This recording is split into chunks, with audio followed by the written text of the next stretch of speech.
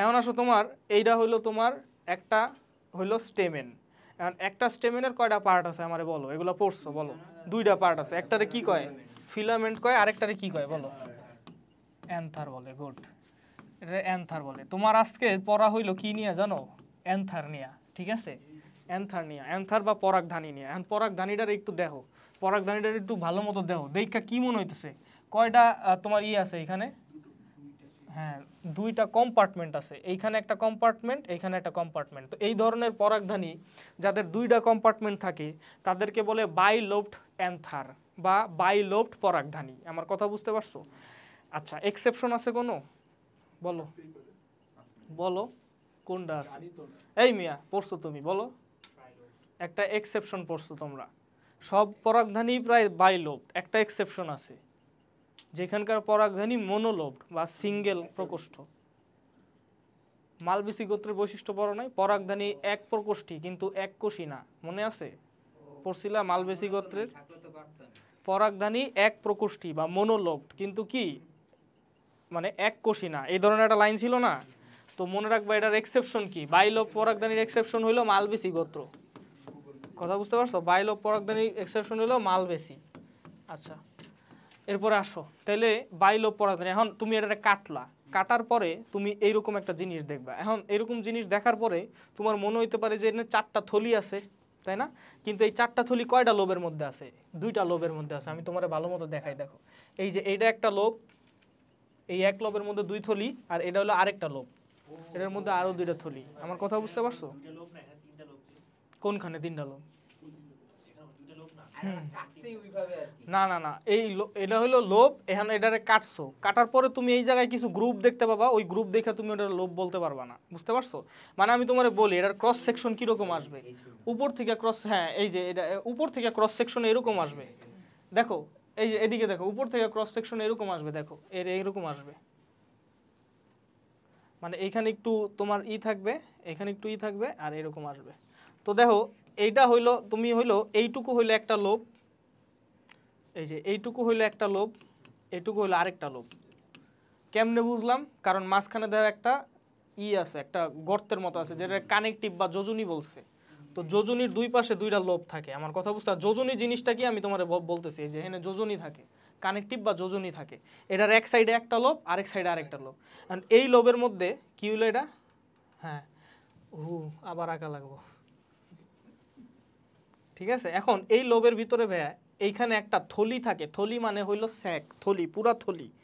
এই জায়গায় আরেকটা থলি থাকে, এই জায়গায় একটা থলি থাকে, এই জায়গায় আরেকটা থলি থাকে। আমার কথা বুঝতে পারছো? এই থলির মধ্যে হইলো পরাগরেণু তৈরি হয়। আচ্ছা, পরাগরেণু হইলো কাইন্ড অফ অ্যাঞ্জিওস্পার্মের ক্ষেত্রে স্পোরের মতো, এটারে বলে মাইক্রোস্পোর। আমার কথা বুঝতে পারছো? মাইক্রোস্পোরের আরেকটা নামই হইলো পরাগ রেণু। তাহলে এই থলিটার নাম তুমি কি দিবা? দেখো এই থলির মধ্যে কি তৈরি হইতেছে? পরাগরেণু বা মাইক্রোস্পোর তৈরি হইতেছে। তাহলে এই থলিটার নাম তুমি কি দিবা? এখানে হ্যাঁ, পরাগ থলি তো দিলা, এছাড়া এটার একটা ভালো নাম কি দেবা? এখানে স্পোর তৈরি হইতেছে, এটা একটা থলি যেটার মধ্যে স্পোর তৈরি হচ্ছে। হ্যাঁ, গুড, মাইক্রোস্পোরাঞ্জিয়াম। তাহলে কয়টা মাইক্রোস্পোরাঞ্জিয়াম থাকে? চারটা। লোব কয়টা থাকে? দুইটা। একটা লোবের মধ্যে কয়টা মাইক্রোস্পোরাঞ্জিয়াম থাকে? দুইটা। কথা বুঝতে পারছো?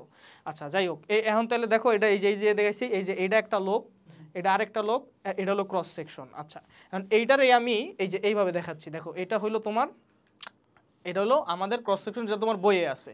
এটা তুমি উপর এমনি কইরা উপর থেকে দেখতেছো, ঠিক আছে? আচ্ছা, এখন তুমি এই জায়গায় দেখো, এই ক্রস সেকশনে দেখলে ইজিলি এই জায়গায় দেখা যায়, এই জায়গায় একটা গ্রুপ আছে, এই গ্রুপটারে লঙ্গিটিউডিনাল গ্রুপ বলে। এই গ্রুপটা এখানে রিলেট করতেছে, দেখো এটা সেই গ্রুপ। আবার ওই সাইডেও আরেকটা গ্রুপ আছে এইখানে, ওইটারও লঙ্গিটিউডিনাল গ্রুপ বলে, ওইটা হলো এই সাইডের লঙ্গিটিউডিনাল গ্রুপের মানে লাভ কি? এই বরাবর হইলো পরাগ যে ধানি আছে, অ্যান্থার আছে, ফাইটা যায়। আমার কথা বুঝতে পারছো? যখন নাকি তোমার টিক সাইতে পারে না, মানে ধরো এখানে এত মাইক্রোস্পোর তৈরি হয়েছে, টিক সাইতে পারতেছে না, প্রেসার দিয়ে ফাইটা কোন দিক দিয়ে বাইরায়?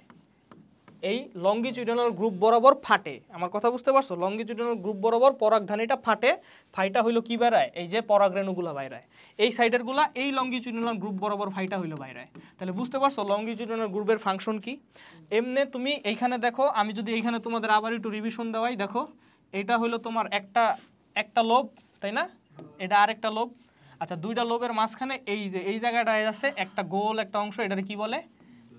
যোজনী বা কানেকটিভ বলে। আচ্ছা এই যোজনী বা কানেকটিভ তৈরি কেমনে হয়েছে দেখো, এই যোজনী বা কানেকটিভ তৈরি হয়েছে হইলো ভাইয়া এই যে ফিলামেন্ট আছে না, ফিলামেন্ট কিন্তু এই জায়গায় শেষ হয় নাই, এটা একদম মাথা পর্যন্ত গেছে।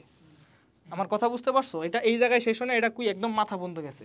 তো মাথা পর্যন্ত ধরো এই যে ফিলামেন্ট উঠতেছে, এটা যাওয়ার সময় এই যে ভিতর দিয়ে যাইতেছে, বুঝতে পারছো? ভিতর দিয়ে যাইতে যাইতে যাইতে যাইতে যখন তুমি কাট করবা তখন এই জায়গায় এই ফিলামেন্টের টিস্যু পাবা। আমার কথা বুঝতে পারছো? এবং এটা মাথা পর্যন্ত এক্সটেন্ড করবে একদম ফিলামেন্ট। কথা বুঝতে পারছো? তাহলে এই যোজনীর টিস্যুটা আসলে কিসের টিস্যু? ফিলামেন্টের টিস্যু। আমার কথা বুঝতে পারছো? এটা হলো ফিলামেন্টের টিস্যু দিয়ে তৈরি, ঠিক আছে? তাহলে যোজনী এটা হলো টিস্যু ফিলামেন্ট দিয়ে তৈরি। এবং তোমাদের তো আগেই আমি বলে দিছি যে এই যে থলিগুলো আছে এই থলিগুলোর নাম কি ভাইয়া?